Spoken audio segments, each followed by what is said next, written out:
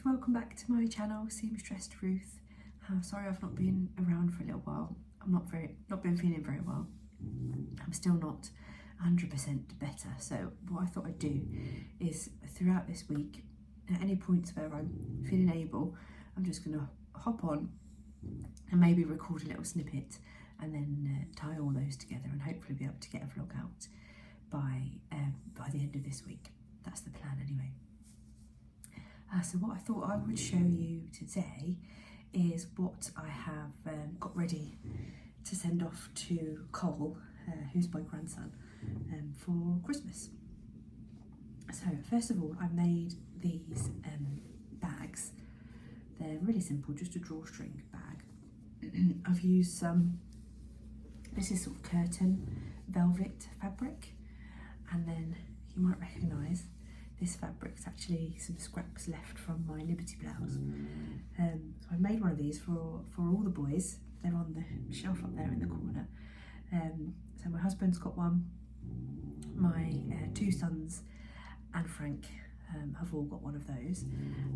It's got their Advent chocolate in, and I made an extra one for Cole as well. So he's only going to be 9 months by Christmas, so obviously he hasn't got chocolate. I'll show you what he has got in here.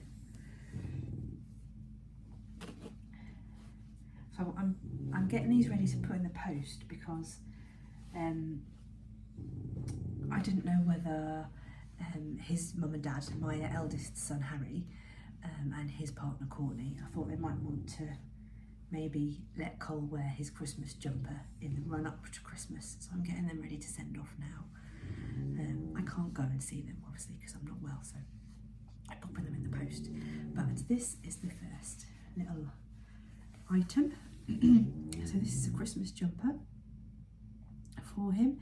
I've made it in a size 9 to 12 months, and it is the pattern is the Brindle and Twig vintage sweatshirt, and it's quite an oversized pattern anyway, so it might actually be far too big, maybe fit it next year, but never mind. I couldn't resist. His first Christmas, I had to make him a Christmas jumper. So this fabric actually came from Little Legs Fabrics last Christmas, and I think this is the fabric that I made Harry his Christmas jumper with last year. So that's quite nice that I've used the scraps to make a jumper for Cole this year. And then this ribbing I picked up from Jenny Stitches at the Harrogate show a few weeks ago now. So yeah, there we go, that's that. I like it, it's really cute. All of the tops I'm going to show you are the same pattern. I really like making up this pattern. It's a nice fit, it's fairly easy to make, not too many pattern pieces. So highly recommended if you're making babies or children's wear, Brindle and Twig. So I've also made him this one. So it's got the same ribbing. This fabric, this was from Little Legs as well actually. I bought this at Harrogate when I bought the ribbing. So there's that one. It's got the waistband is the same colour, the same fabric as the main jumper, and I've done the neck and the cuffs in the ribbing to give it a bit more stretch when they're putting it on it. So that's that one. And then I've got one more, which I gave you a bit of a sneak peek of this one, didn't I, for a gift to November, but as the 30th of November is well past now, I can show you the whole thing. So here you go. It's quite a lightweight one, this. It's more like a pyjama top really, but I didn't have enough to make a top and bottom, so it's a sort of lightweight long sleeve top. This fabric was from So. And again, I've used the exact same ribbing. It went quite nicely with all of those fabrics, I think. But on this one, I have done the cuffs and the waistband in the same fabric as the main top. So he's got 3 of those. And then to go with it, he's got this little pair of corduroy trousers. They've got little turn-ups. I haven't stitched those in place because I thought they can turn them up all or down as much as they need as he grows. Just a simple elastic waist. These are also Brindle and Twig. These are the vintage pants, and the pattern actually has pockets, but I thought, what does a 9-month-old need pockets for? What's he going to put in there? So I just altered the pattern slightly. It was really simple alteration. I just put a piece of paper behind the piece for the front leg, and basically just where the slant was cut off for the pocket, I just drew a line straight up to meet the waistband. So the simplest of alterations really. And so yeah, no pockets in these, elasticated waist, really nice soft little needle cord. So that's that. That's all going to go off in the post in this nice little bag, and hopefully, if they let me, maybe they'll send me some photos and I can show you a picture of him wearing one of his little outfits. So I'm going to leave it there. I think I need to go and have a drink and a cough and hopefully I'll come back at some point later in the week with something else for you. Hi again. So a few days has passed since the clip that you just watched, and I've come back on because I promised to show you my finished dress. In fact, I think I said I'd be wearing it, so here we are. It's the Penelope dress by Hubbarding Patterns, and I have used this viscose twill from Fabric Godmother. So I'll stand up. There's a bit of a surprise coming, but as you can see, it is not a dress, it's a top. And I'm wearing it with my pink Ava skirt. It's a little bit snug, isn't it? You can see all these lines, but we'll get there. So yeah, you can see the ruffles here. I really like this bit, it's lovely.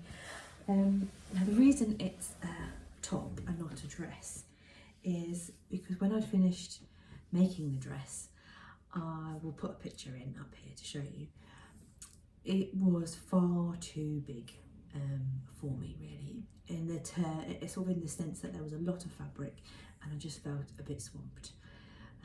So I reached out to my sewing friends for some advice, and they all said, oh no, it's lovely as a dress, maybe just take it in a little bit down the side so it you know, it's not quite so full.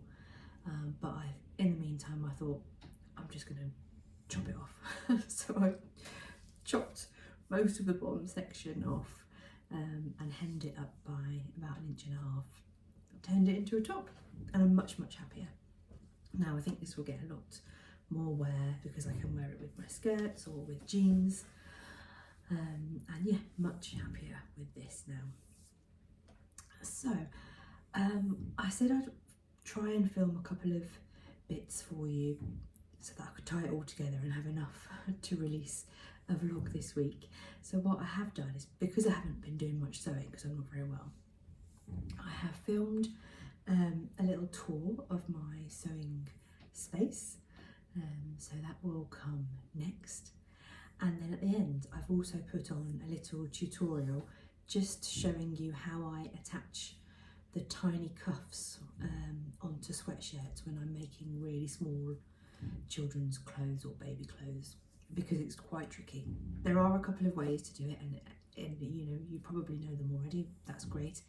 But if you don't and you want to know how I do it, an easy way for me, then there's a tutorial on the end, so feel free to watch if you want, or if you're not interested then don't worry about watching that bit.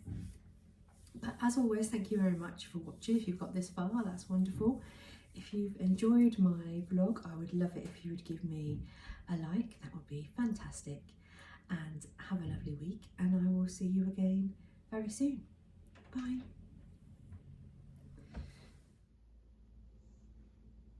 So this is my sewing space. I don't have a whole room to myself, but I do have this little corner of our living room. So you can see here I've got my desk and my chair. It's also where I work. I work from home, so this has to accommodate everything really. So I've got my sewing machine here. It's a Janome machine that was the Hobbycraft version. It's got lots of options on it, I think, that you'd get with higher price machines, so I'm really happy with that. I've had it for a few years, and I've got my overlocker here, which I love. It's great. It's a Dukey model. I got this from Frank Nutt in Birmingham, and they were really helpful. I bought it during lockdown, so it was all done over the telephone, but they gave me lots of advice and they were super helpful, and it's great. Really highly recommended machine. I've got a lamp in the corner and a little photo frame. It's one of those electronic ones that changes the pictures every few seconds. Then my laptop goes in the middle when I'm working, and my sewing machine gets pushed over to the side. I've got my Beyond the Pink Door advent calendar here, and some tissues because, as you know, I've not been feeling very well. I have a mannequin here. Her name's Beryl. She's just got my coat on at the moment. I didn't make that. That's I bought one from TK Maxx. And then I have this unit here, which has got most of my sewing supplies in.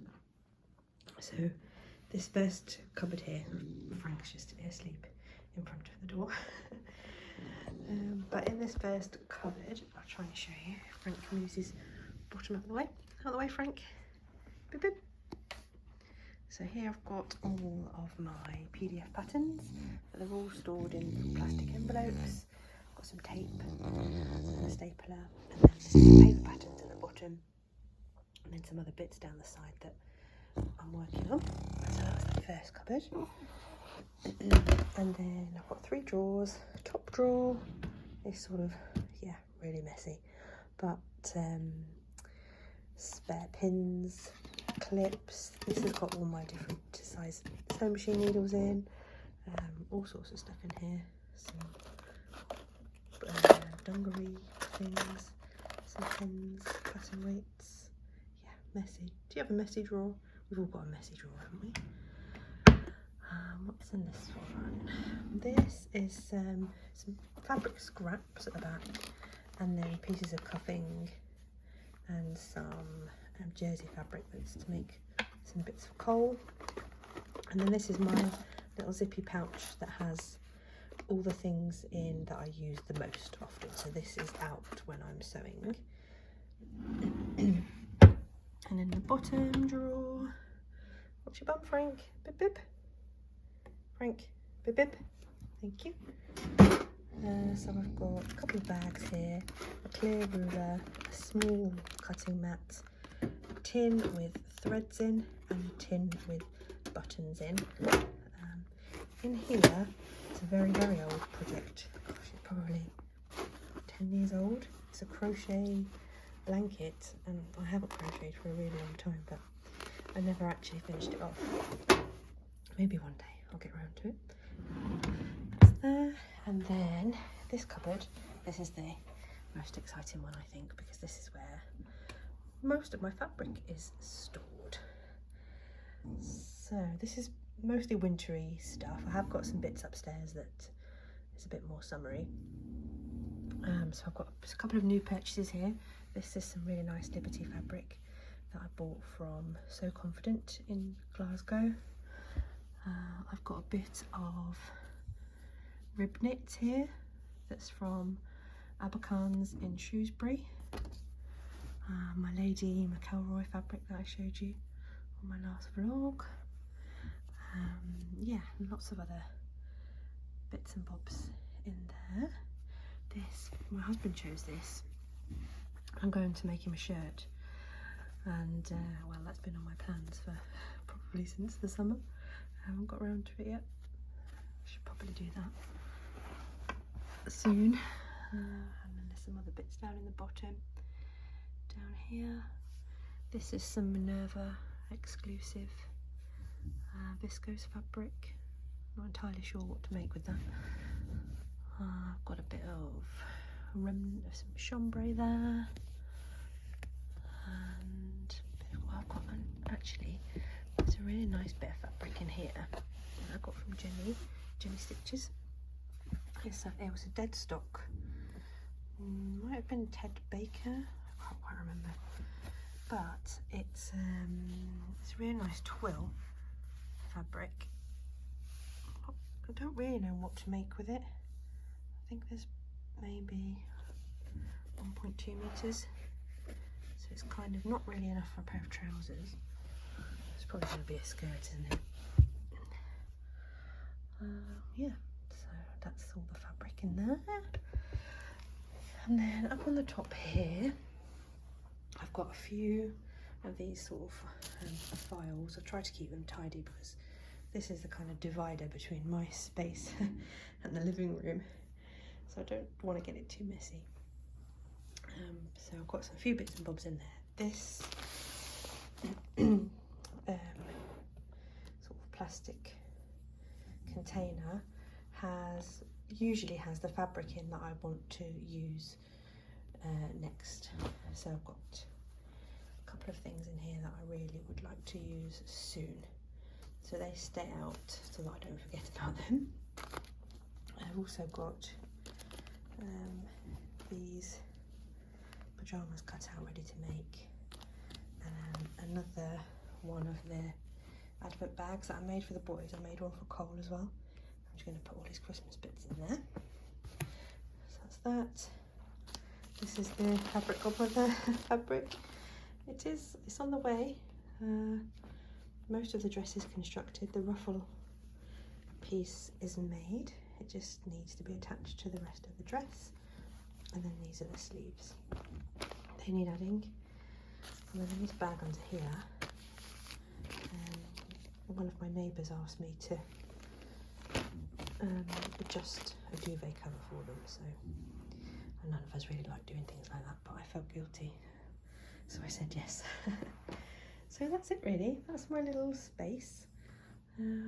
It's small, but it's got room for everything. Have a blanket down there because it gets cold, and then a few other bags. The canvas bag is the one I usually take to the sewing social, but put my things that I'm taking for the swaps table and my lunch and things in there. I've got a purple bag that carries my sewing machine and a basket with other sewing tools that are less used. And then around this side I've got my printer, some spare ink, some spare paper, and my little thread catcher. And that's it. I'm right next to the window, so it's nice and bright.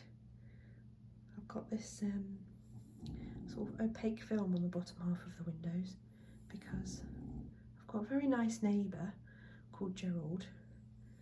He's very elderly, and he likes to come and knock on the window when I'm working, and I work for a bank, so I'm quite often working with confidential information, so he comes and knocks on the window and it's not great. So I've put a bit of a screen up so that when he knocks, he can't see through, so I can just open the blind and say hello to him. But yeah, that's my little space really. Yep, maybe I'll have a room to myself one day, but it'll be a while yet. There's Frank. He's usually under the desk when I'm working.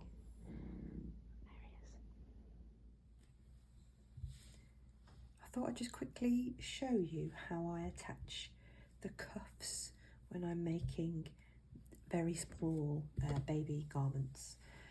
So if you're used to making sweatshirts, you'll probably know that on adult sizes you tend to attach it in the round, but that's quite tricky when the cuffs are so small. So what I've got here is a partially completed jumper. As you can see, I've got the neckband on and the shoulders are sewn together and the sleeves are on, but I have left the side seams completely open. So I'm going to lay it face up, and I'm going to take my cuff piece, and what I'm going to do is fold that, which is the right side, fold it right sides together, sorry, wrong sides together, right sides out, And the raw edges I'm going to match up to the cuff edge of this piece here. So I'm going to match it up to one side and pop a pin in there, right on the edge as close as you can get. And then I'm going to match up the other end, pop a pin in there. And then I've got a little snip at the centre point, so I'm just going to stretch that out and pop a pin in right in the middle. Okay, and then as you can see, we've got more sleeve fabric than we've got cuff fabric, so I'm just going to put another pin sort of roughly in the middle there, so that I can stretch it out when I'm actually sewing it together. I'm just giving it a couple of extra anchor points to make it easier for me to sew together. Okay, so there we go. You can hopefully see that I've got the cuff pinned to the open cuff edge of the sleeve with a few pins in at relatively equal points across. Now I'm going to take that to the sewing machine. Just bring that across. I'll do a couple of small stitches, just a forwards and a little back stitch, so that it's secured. And that'll give me something to stretch on now. So I can pull the next pin and sew across to there.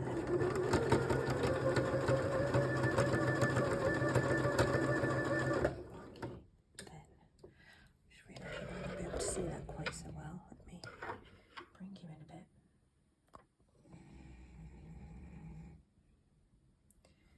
Okay, so I just remove the first pin there, and then I'll stretch out again to the next pin.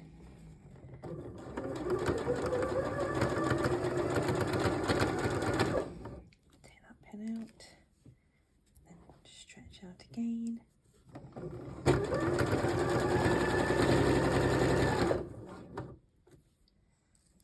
Going until you get right to the end. And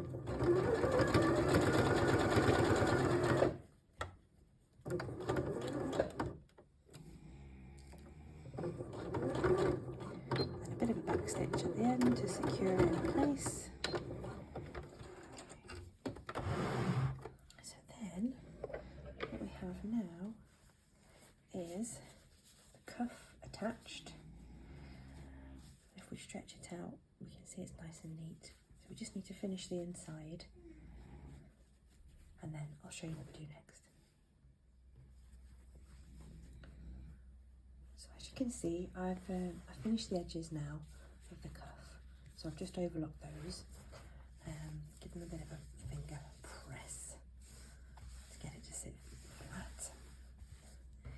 And then I'm going to fold the garment right sides together and pin along the side seams, matching the underarm seam and all the way along the arm seam, right down to the edge of the cuff. I'm just going to pop some pins in all along there and then stitch that together at the seam allowance.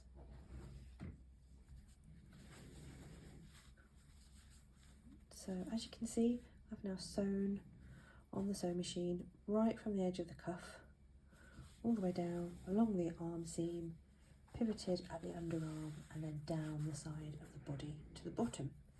I'm now just going to finish that seam and then I'll come back to you. Okay, so that's all sewn and finished with the overlocker.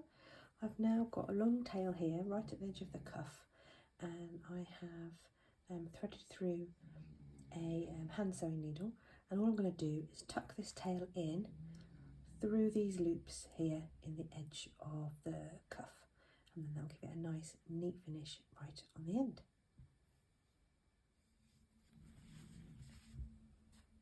So there we go, I've tucked that in. I'm just going to snip that excess off. And then I shall turn this the right way around. Hopefully we'll have a nice neat cuff on the outside without any of the tricky sewing in the round.